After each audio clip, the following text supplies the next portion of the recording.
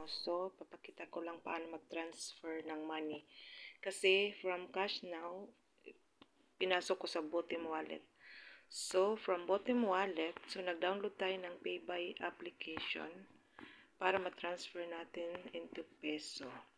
So, ganito, open lang natin ang PayBuy pag meron na kayong na-download nitong apps nito.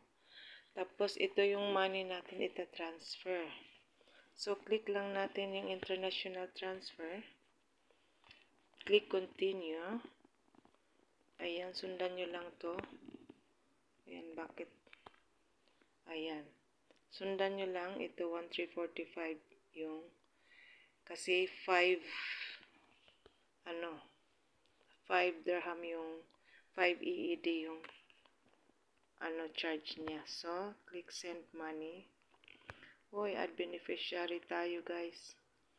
So, ayan, sa Philippine, account country, methods, Philippine, service charge is 8. 8 pala. 8. So, tap natin yung, natin. Ayan. Choose method.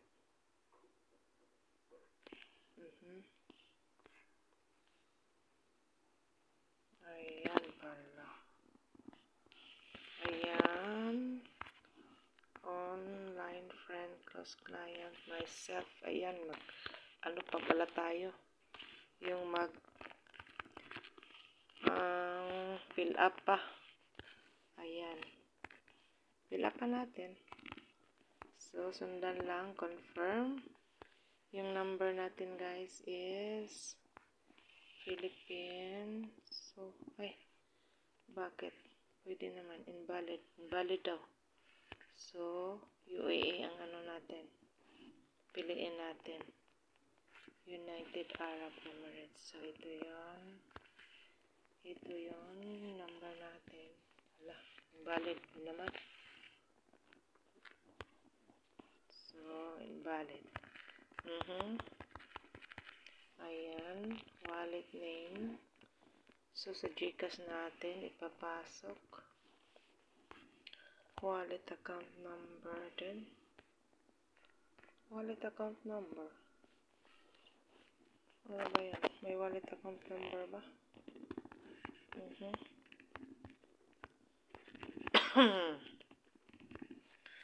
Ayan.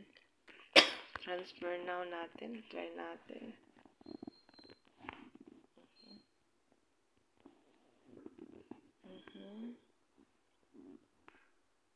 Ayan. You are waiting. So, 20,000.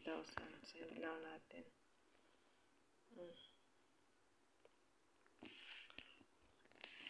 Confirm lang natin, guys. Ayan. Naubaw na tayo. Pay 1345 daw. Ayan. So, pay natin. Send now, pay later in 6 months. Bismillah. Select payment method. So, Botem. So, pay. Ayan. Hintayin lang natin yung number. Ay, hindi pala. Ito pala. Ayan. Transaction successful daw. Payment success. Ayan na, guys. Successful. Successful na. Okay. Ayan, we're processing your transfer. Message received May 8. By May 8, 11:35. So, wait natin.